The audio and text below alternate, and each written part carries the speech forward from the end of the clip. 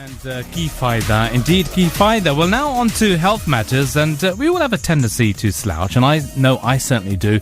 I've developed a bit of a bad posture, but now a health expert says we need to take control of our bodies and the food we eat.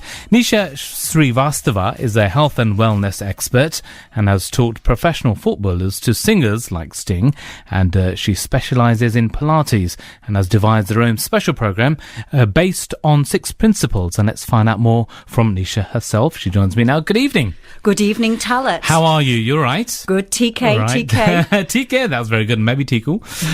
So thanks for coming in. Now, let's, first of all, before we talk about Pilates and your particular expertise, let's find out a little bit more about yourself. How did you become a health and wellness expert?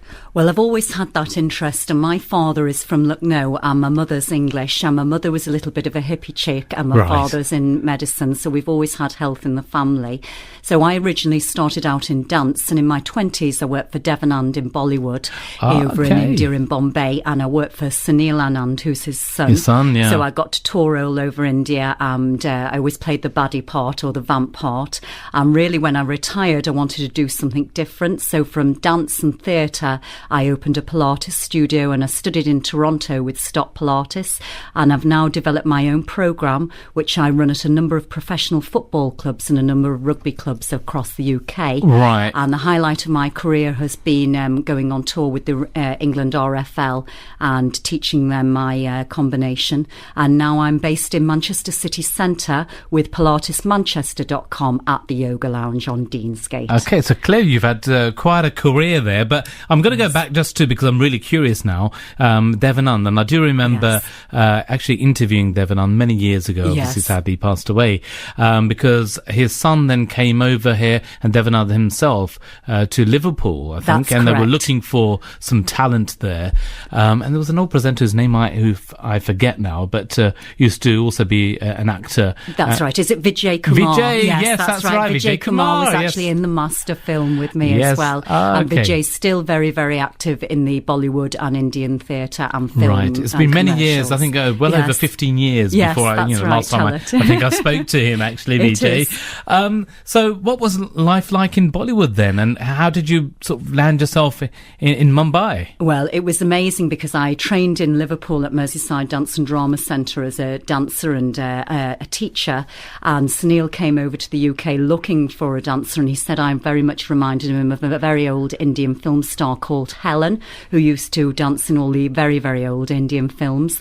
So I went across to Bombay, and this film was based on martial arts, and it was really exciting, and we travelled from Bombay to Mysore to Coorg to Ooty. We filmed in the Mysore Palace, and it was just amazing. And as you know, the Indian films go on for many, many hours, and it was just amazing. The people I met, got to act with Harish Patel, who also starred in Coronation Street here. So some very famous people, and it's just so nice to see, because Indian people really embrace the dance culture and the theatre and the movies, and their movies or Bollywood is their escapism. So I mixed from really, really high calibre actors right to the man on the street, and it was just amazing, and having lunch and having dinner with all the cameramen and things. And it's the experience you have and the people that you meet in India as you travel which make you the person you are. Yeah. Wow, that's an amazing experience to have, and then obviously to build up on. So then from that you went into health and wellness.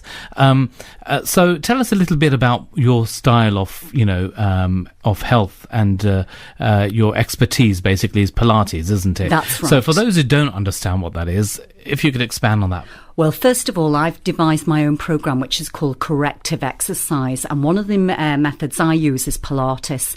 And Pilates comes from many, many years ago from a German guy called Joseph Pilates, and he was interned in World War I in the prison of war camps, and he devised a series of exercises to maintain strength and stamina and build muscle tone, and he took the springs off the hospital beds and attached them to the legs and arms as a series of pulleys. So I use this as a corrective exercise program to help people with their posture.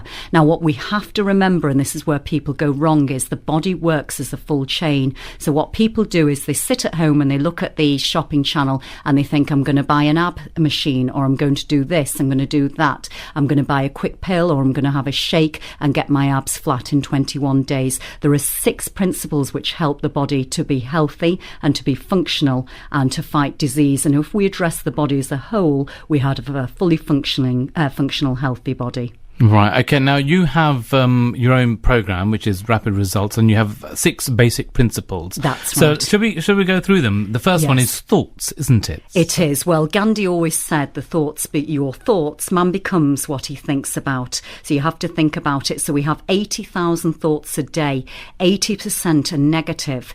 And how does that affect the body? So you've got to remember the body is an emotional, mental, and spiritual being. So our thoughts become our words become our deeds, and our deeds become our actions. So if we're thinking negative all the time, that's going to have an influx on not only us, but the people around it. But I suppose that's what we tend to do, though, don't we? Generally in life, when we're out and about and we're thinking, oh, we've got to deal with the bills, got problems with the kids, problems at home. So it's there all the time. It is there all the time. How do you then clear your mind of all that? Well, you go back to the old Indian traditions of meditation and looking at some of the quotes and some affirmations. And affirmations are short sentences of saying, and you have to think, is the glass half full or half empty? It's our approach we have in situations, and our approach to stress, on our approach to one another, is what our outcome becomes. Okay, and the second principle is breathing. And as I was about to read that, I thought I need to take a big deep breath there.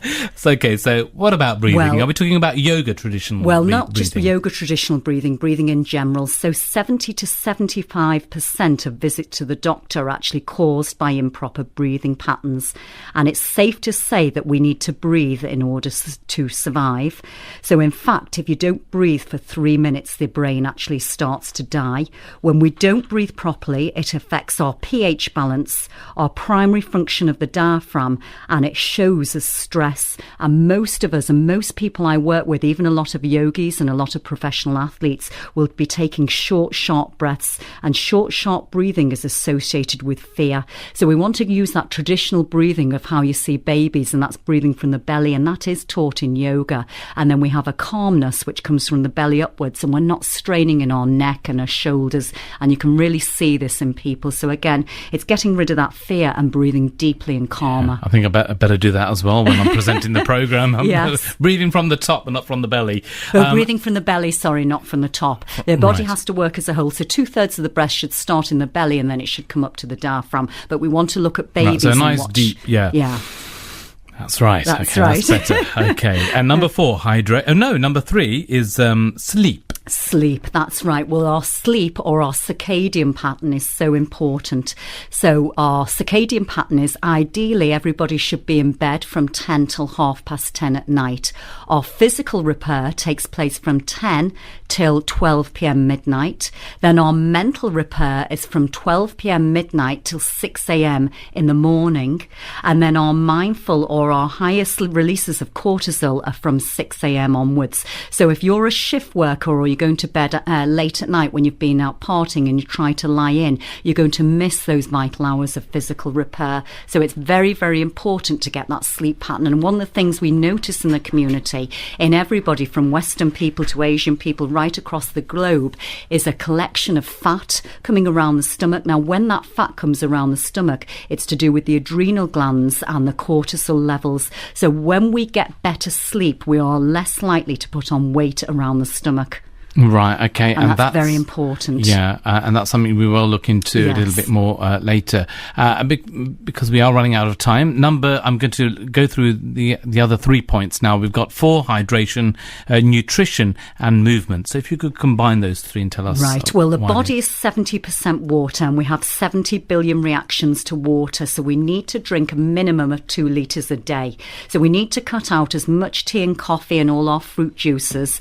And if we don't don't have enough water, the body's not going to be functioning as a whole, and we will constantly be dehydrated. So we don't need to be looking at all these creams and everything. For the food and nutrition, particularly with it coming up to Ramadan and in the Indian cuisine and culture, it's now become a modern trendy thing to cut ghee out the diet and cook in sunflower oil. This is a no-no. We need to go back to traditional Indian cooking the way my grandma Amma did, and use the ghee, because the ghee is pure clarified butter, and get rid of the sunflower oil. Now that's quite a statement to make, isn't it, Nisha? Because lots of medics out there say, oh, stay away from the ghee because, clarified butter, no good for you, cholesterol will rise and whatnot. Well, it's everything in quantity and moderation, and what we have to remember is our biggest enemy is sugar. So when anything says low fat, it means more sugar, and we want to use that ghee and get used to doing our Indian cookery from scratch, and going back to the roti and looking at baking our pakora and eating high protein and more vegetables above the ground, and soaking our rice and lentils and doing more preparation time like it was done in the old days, rather than rushing, because all this rushing around and doing the quick Indian food and buying the sauces is no good. It's full of sugar, I'm afraid. And finally, movement. Right, now the movement, this is where it's important to keep moving. Now, exercise at a cellular level can actually be stressful. So this is where Pilates comes in. So Pilates is slow, gentle exercise, focusing on core stability and alignment and precision. So it causes the mind to take a focus, and you will get real reactions and better tone and a better upright posture. And this is where my rapid results comes in, that I'm using a method or a machine called the Pilates Reformer, plus addressing these 6 principles. Okay, well, you can check out my Twitter picture at BBC Lancashire to see me in action with Nisha trying to give me a lesson or two with Pilates. Nisha, thank you for the moment, and we will speak to you in the coming weeks to look at more around health and nutrition.